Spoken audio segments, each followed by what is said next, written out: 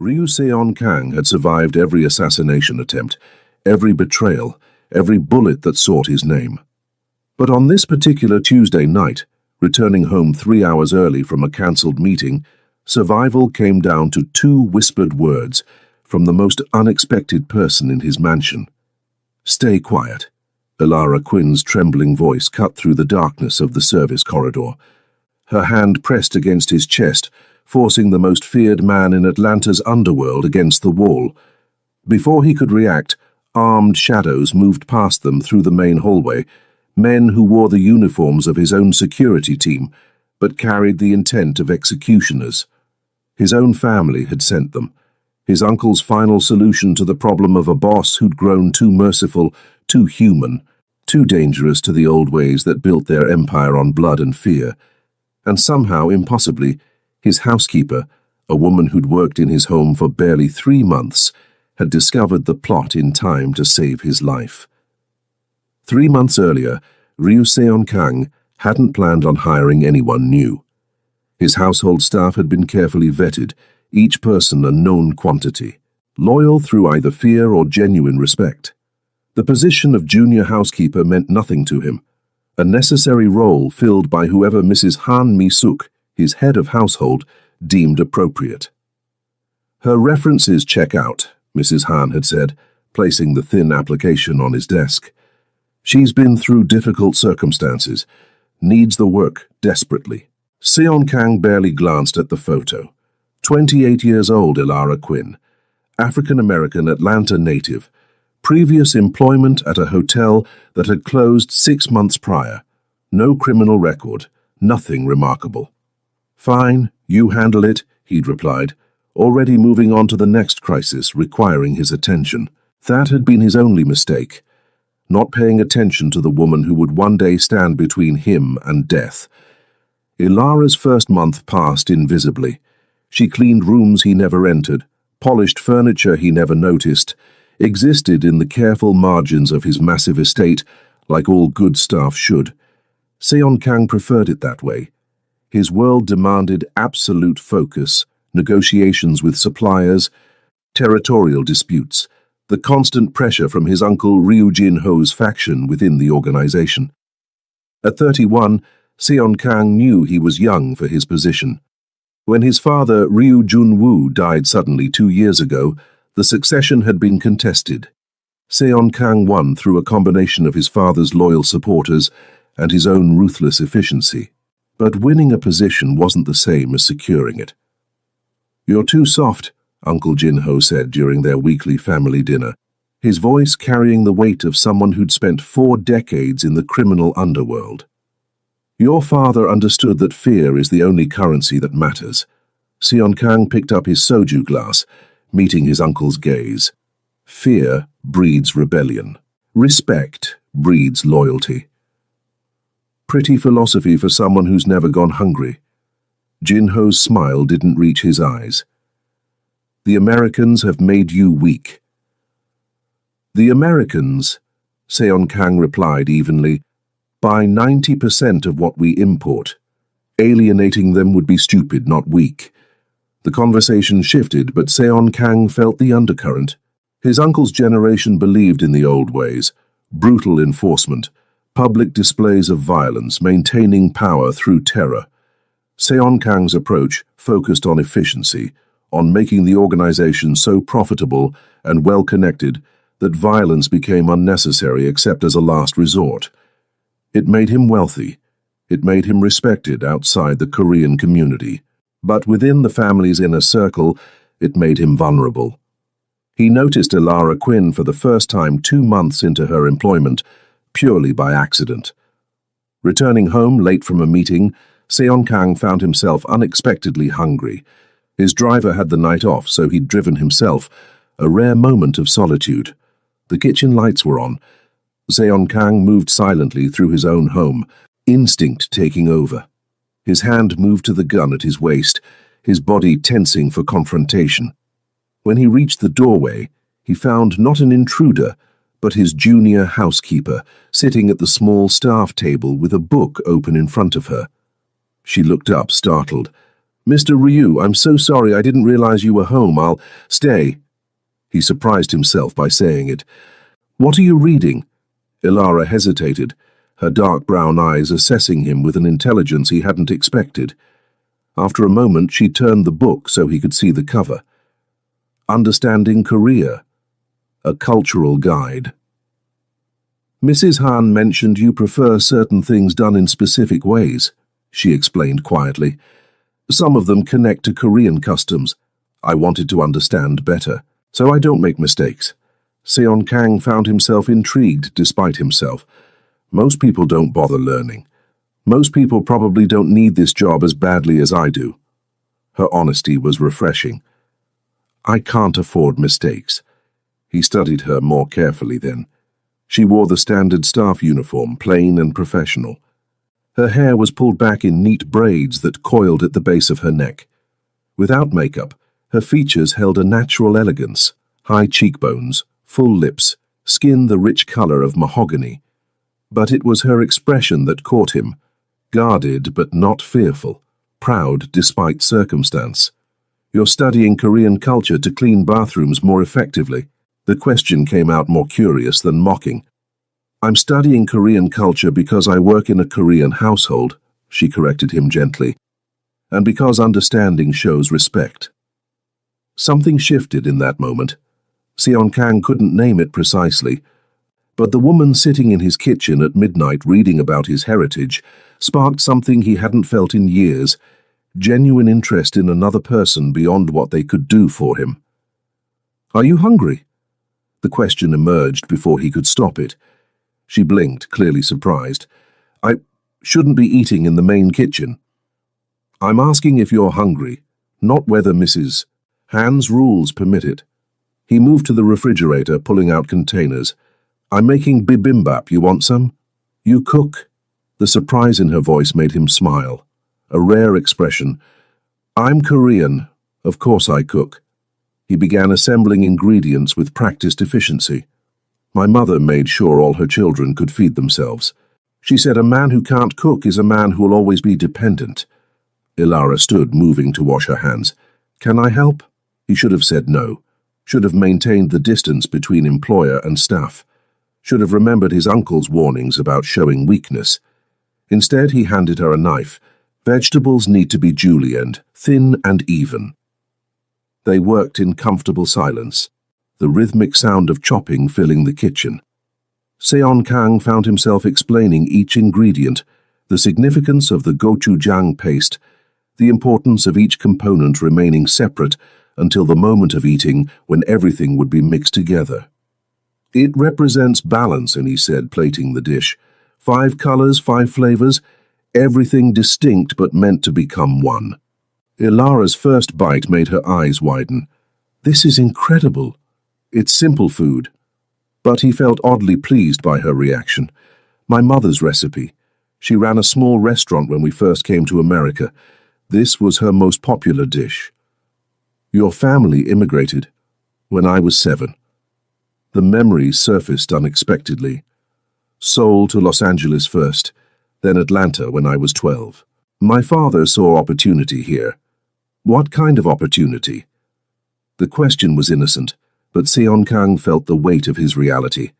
The kind that pays well but costs everything else. He met her gaze. You don't ask many questions about what I do you? I work in your home, Mr. Ryu. I see things. Her voice remained steady. I also know that keeping quiet is part of keeping this job. I have a brother who... Let's just say I understand the importance of discretion. Your brother? Isaiah. He's trying to turn his life around, but his past makes employment difficult. She took another bite, seeming to choose her words carefully. I know what it's like when the world judges you for your worst moment instead of your best intention. After that night, everything changed and nothing changed simultaneously. Ilara continued her work with the same quiet efficiency, but now when Seon Kang entered a room she was cleaning, he found himself pausing. Small conversations emerged about the book she was reading, about Korean phrases she was trying to learn, about her brother's job search. He has an interview next week. she mentioned while dusting the library shelves. Security position at a warehouse. They're willing to look past his record if the references are strong enough. Seon Kang made a call that afternoon. By evening, Isaiah Quinn had the job. When Ilara discovered what he'd done, she cornered him in his home office, a boldness that would have gotten anyone else fired or worse. "I didn't ask you to do that." Her voice shook slightly, but her spine remained straight. "I can't be in debt to you, I can't—" "Consider it payment for the cooking lesson," he interrupted smoothly. "You helped me make bibimbap. I helped your brother get honest work. We're even. That's not how this works." She stepped closer, and Seon Kang caught the subtle scent of cocoa butter and something uniquely her. "Men like you don't give something for nothing. You're right." He leaned back in his chair, studying her. "I usually don't. But you're assuming I did it for you. Maybe I did it because having a man with your brother's skill set grateful to me might prove useful someday." It was a lie.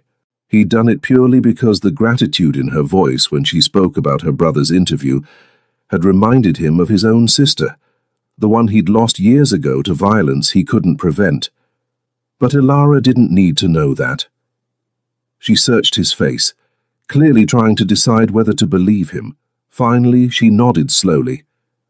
"Then I guess I should say thank you. You should get back to work before Mrs. Han thinks I'm keeping you from your duties."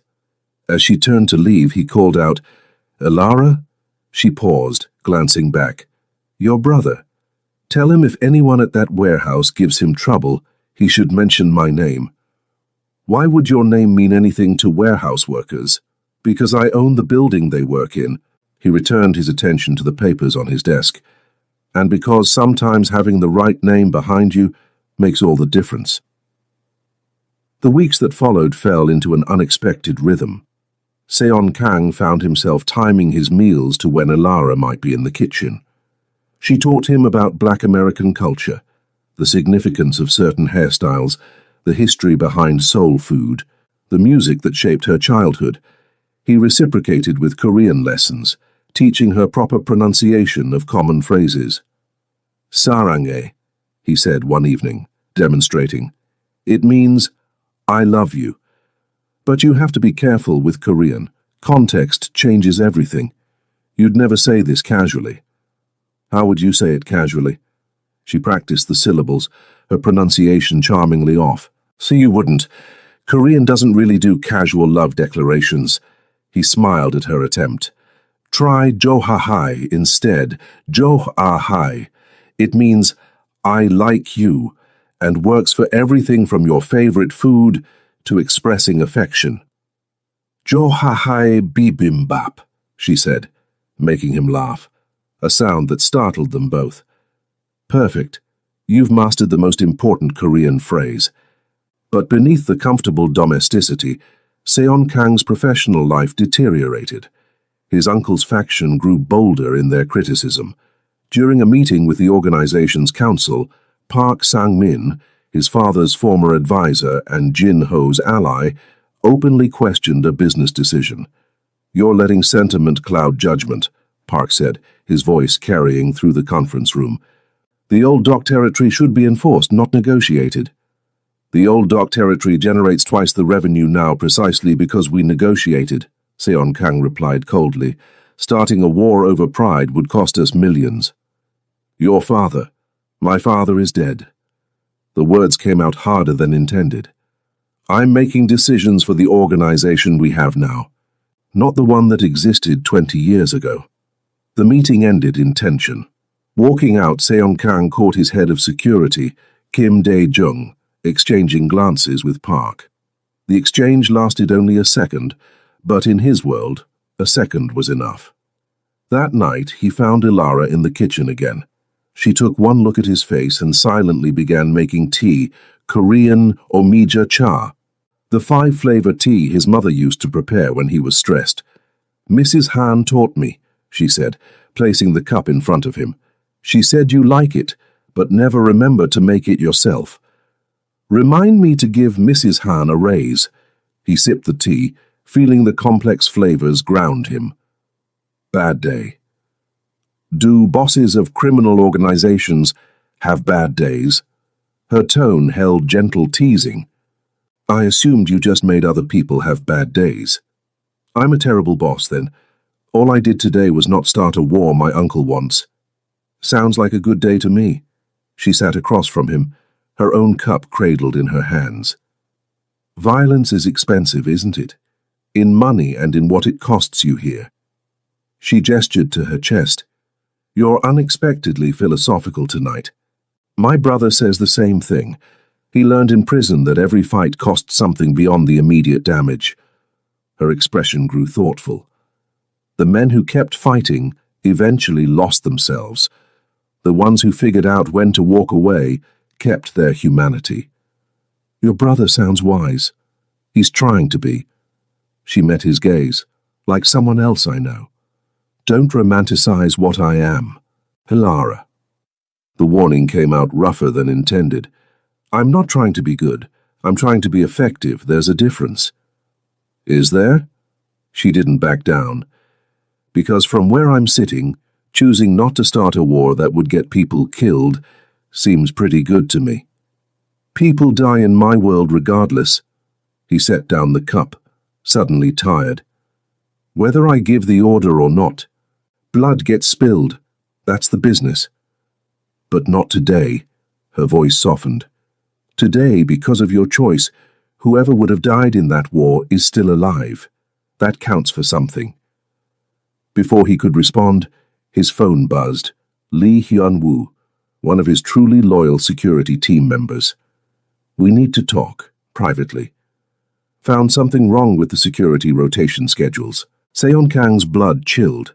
Security rotation schedules meant access points, timing, vulnerabilities. I have to go, he said abruptly, standing. Hilara rose as well. Be careful.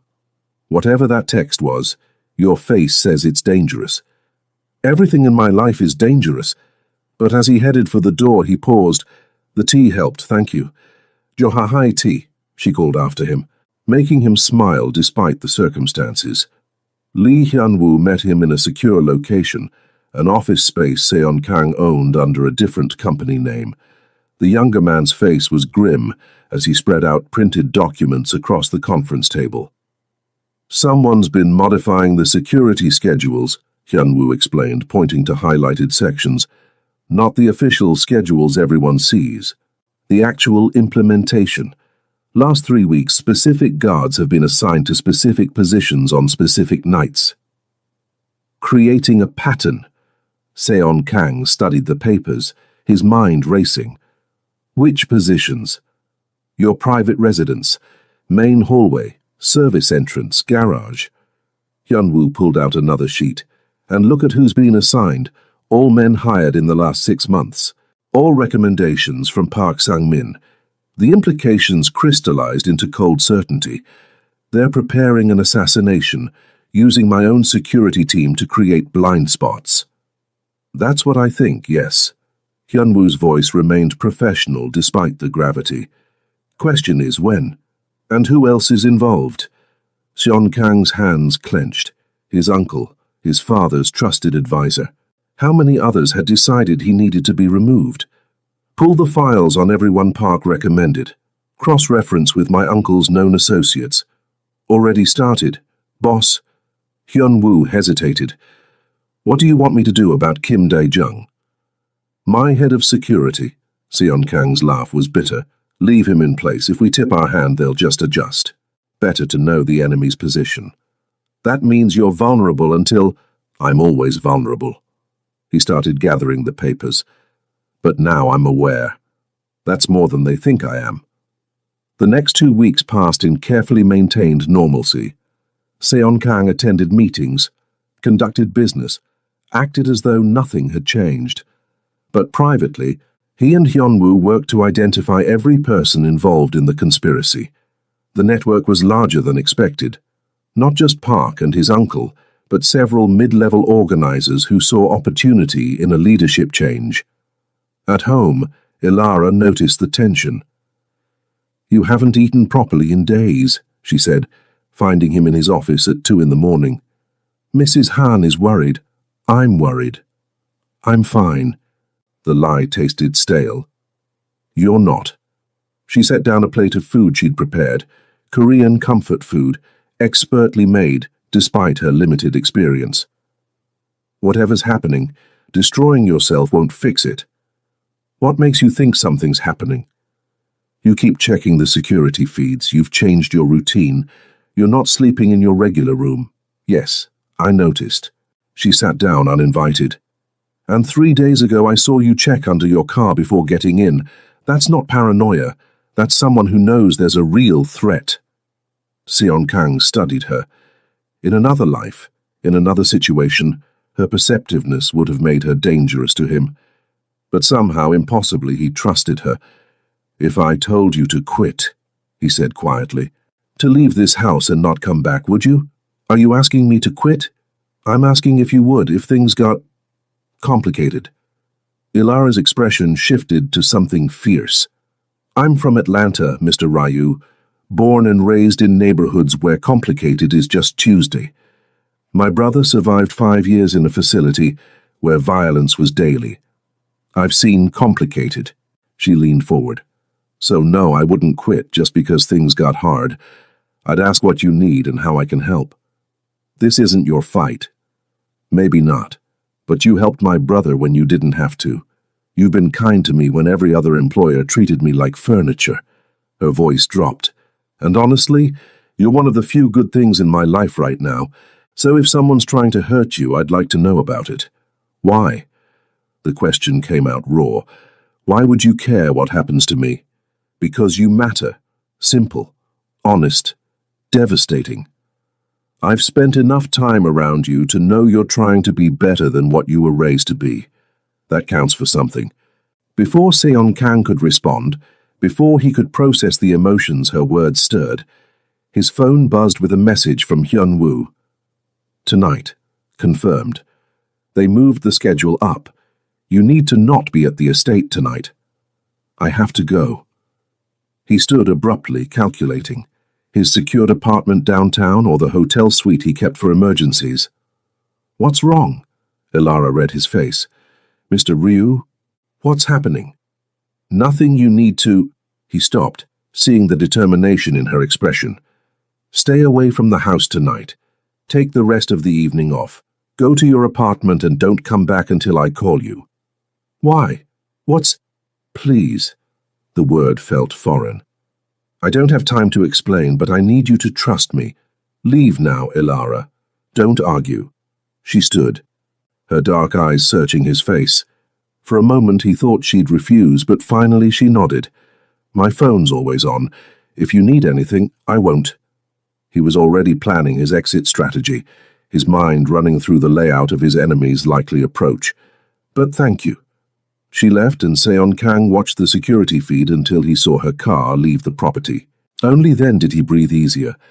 Whatever happened tonight, at least she'd be safe. He made it to his downtown apartment without incident.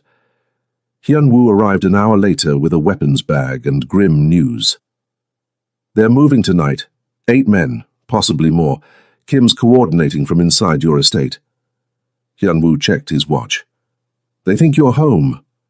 The regular schedule shows you in your office until midnight. How do you want to handle this? Seon Kang opened the weapons bag, checking each gun with practiced efficiency. We could alert the legitimate security, have them arrested before, and hand my uncle's faction evidence I knew about the plot. Seon Kang shook his head. They'd spin it as paranoia, as me overreacting. No, we need proof of action, not just intent. So we let them get inside. We let them get inside, Seon Kang confirmed, and then we see who shows their hand. But at 11:30, everything changed. His phone rang. Unknown number. Mr. Ryu? Ilara's voice, barely above a whisper. I'm so sorry, I'm at the house. Mrs. Han called, said she needed help with something urgent. I came back and... Ice flooded his veins. Where are you? Service corridor, 2nd floor. There are men in your house, armed men. I saw them and hid, but Mr. Ryu, they're not security, they're... I know what they are. He was already moving, grabbing keys. Stay hidden, stay absolutely silent, I'm coming. No. They'll kill you if you— I'm already dead if they think the plan worked and I don't show up. He signaled to Hyunwoo, who immediately understood. Stay where you are, Ilara. Stay quiet. I'll find you. Seon Kang drove with precision, not speed. Arriving too fast would alert them. He needed to enter his own home, as if he'd simply come back early from an evening out. Unexpected but not suspicious. Hyunwoo coordinated from the car behind him, mobilizing their truly loyal team members without triggering the compromised security systems. The plan was delicate. Arrive, confirm the assassination attempt, capture enough evidence to crush the conspirators completely.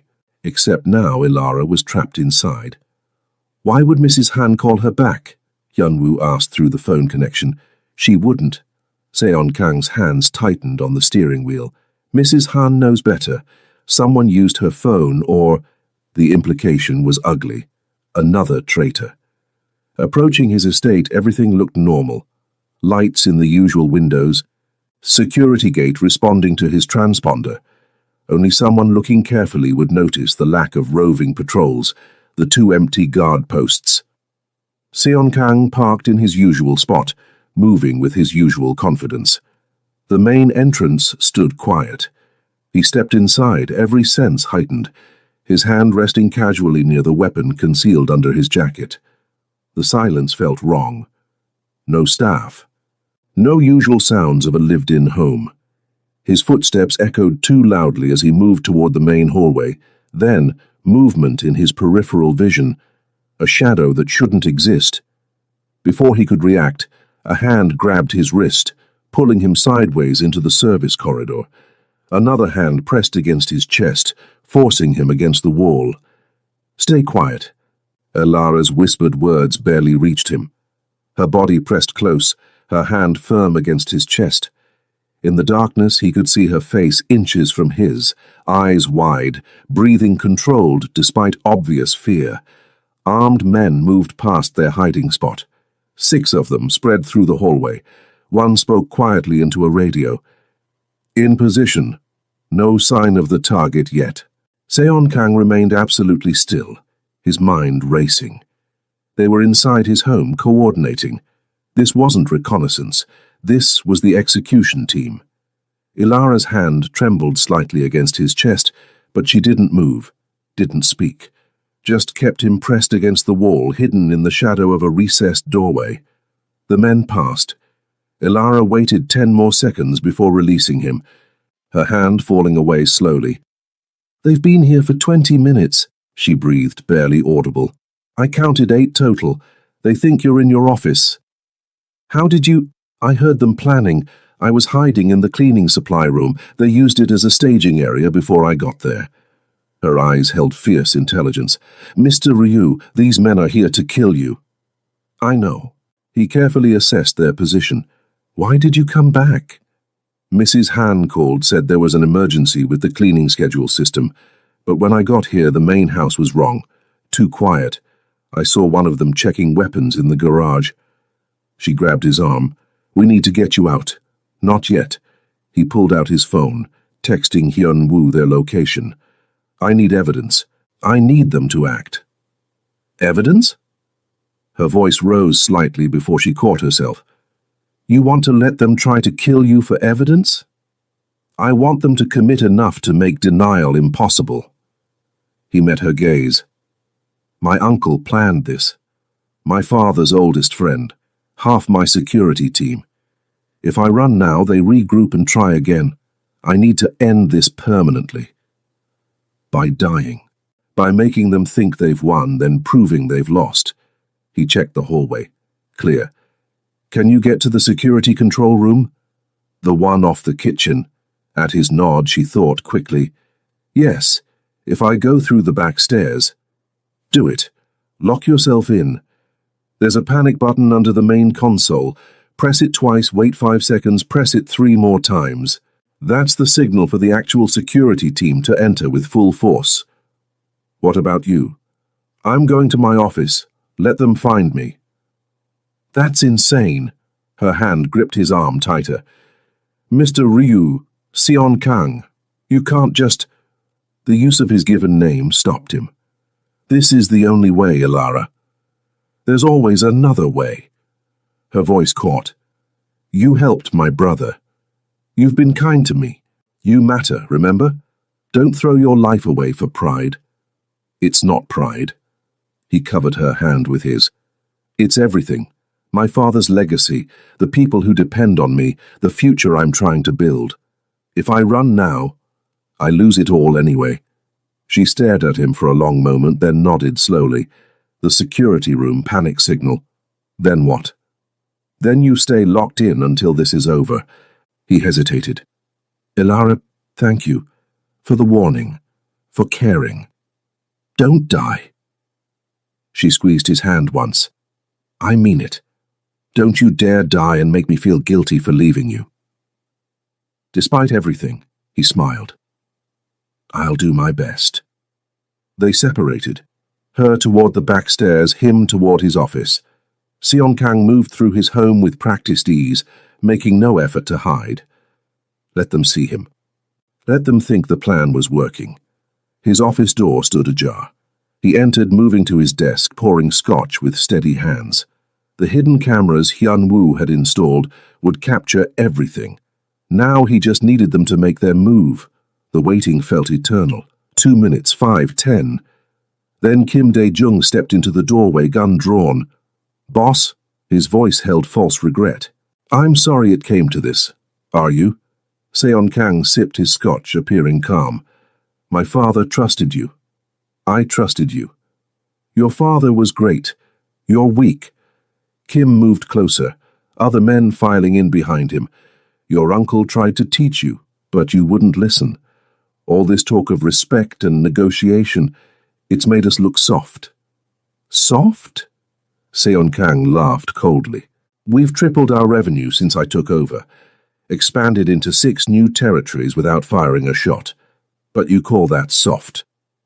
We call it the end of an era. Park Sang-min entered the room, his expression satisfied.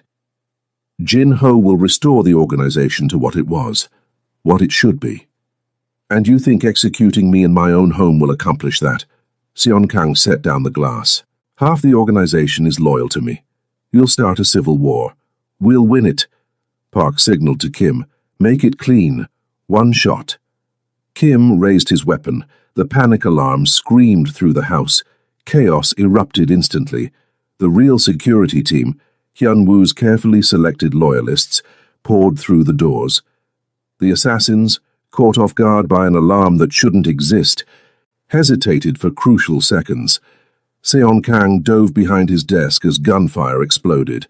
Not the clean execution Park had planned, but a messy firefight that would leave evidence everywhere. Perfect.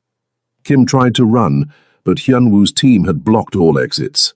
Within minutes it was over. 8 conspirators captured alive, weapons confiscated.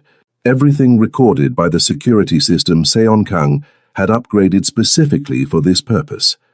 Park Sang-min, pinned against the wall with 3 guns pointed at his head, looked at Seon Kang with pure hatred. You knew. I knew. Seon Kang stood, brushing off his jacket. You think I'm weak because I prefer negotiation? I negotiated the loyalty of people you dismissed. I built networks you couldn't see, and when you moved against me, I had enough advance warning to turn your assassination attempt into evidence that will destroy everyone involved.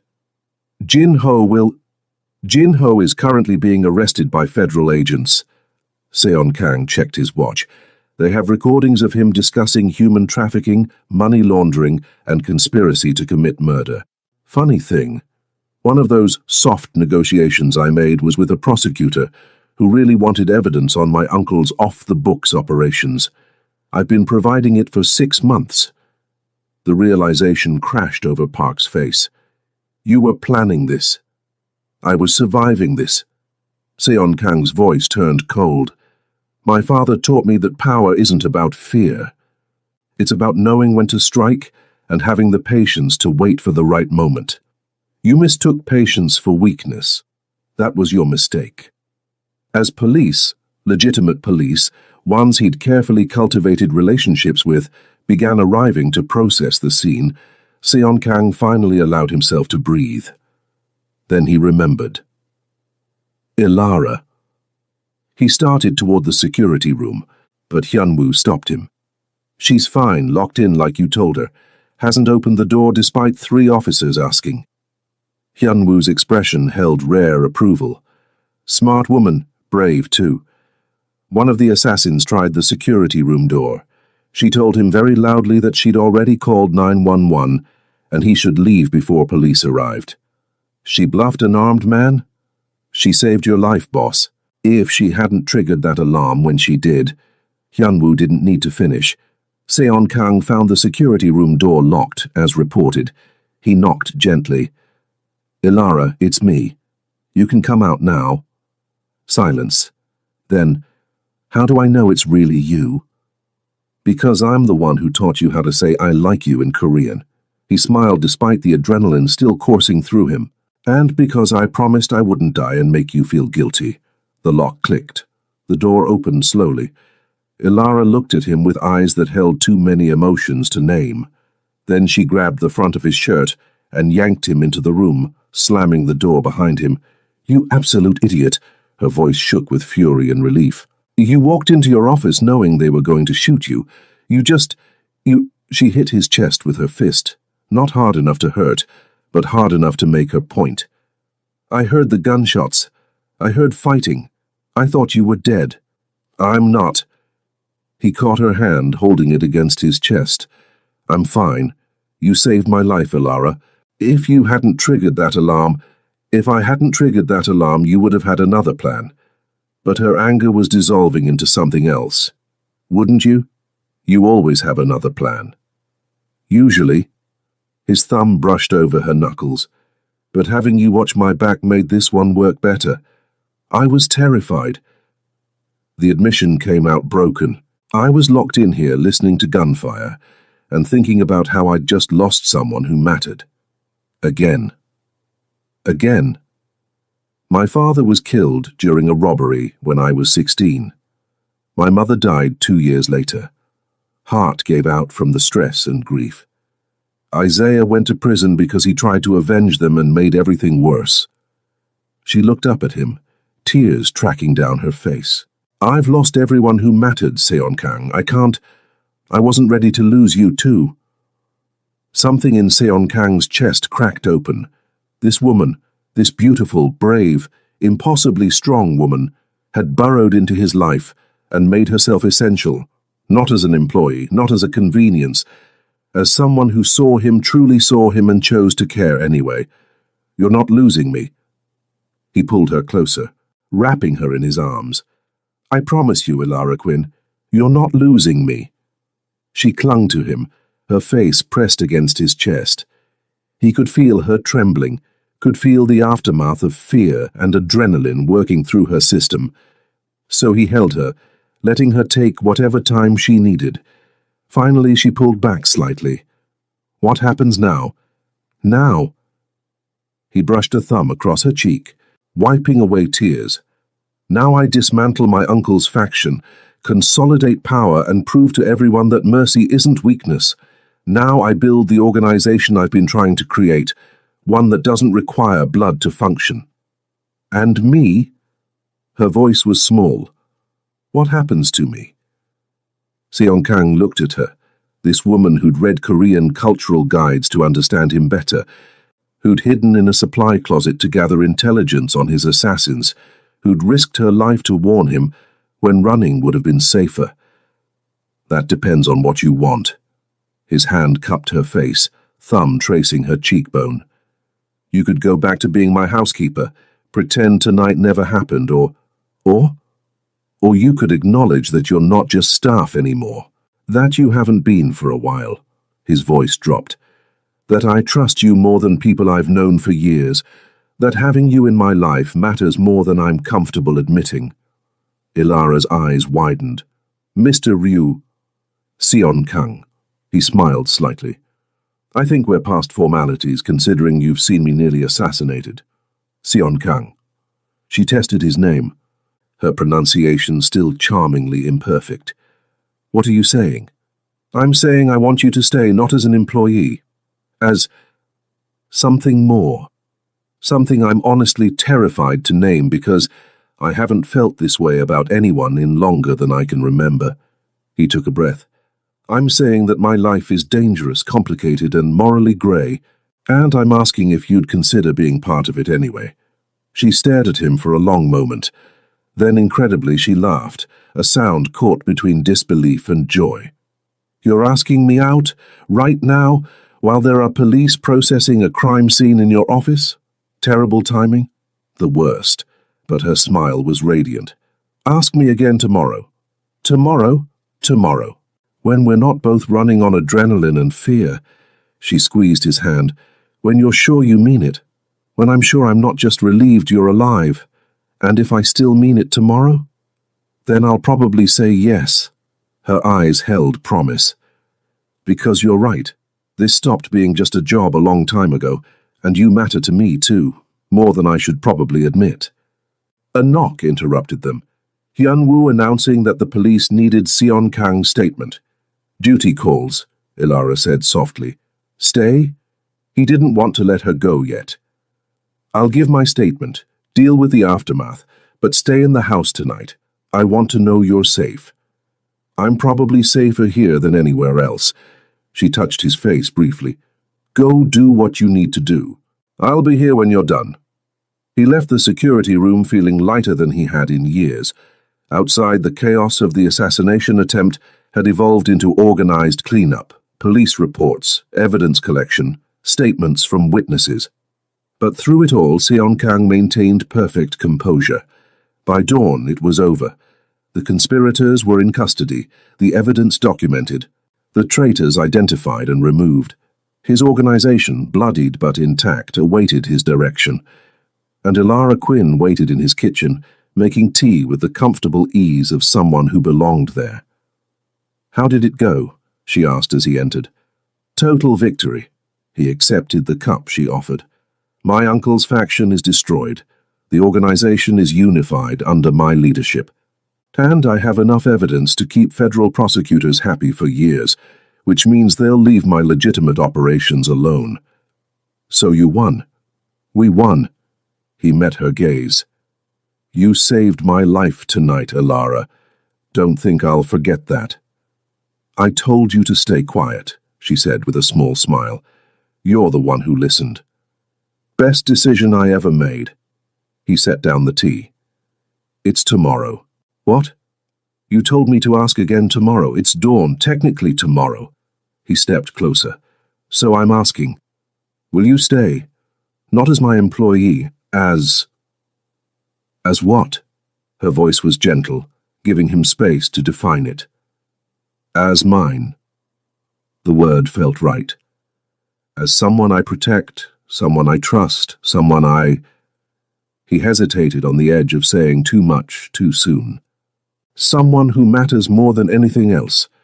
Ilara studied him, her dark eyes searching his face. Then she smiled, slow and sure and beautiful. Johahai, she said, her pronunciation better but still imperfect. You like me? He couldn't help grinning. I like you. She moved closer, her hand finding his. I like your terrible cooking lessons and your random Korean phrases, and the way you pretend to be cold, but do kind things when you think no one's watching.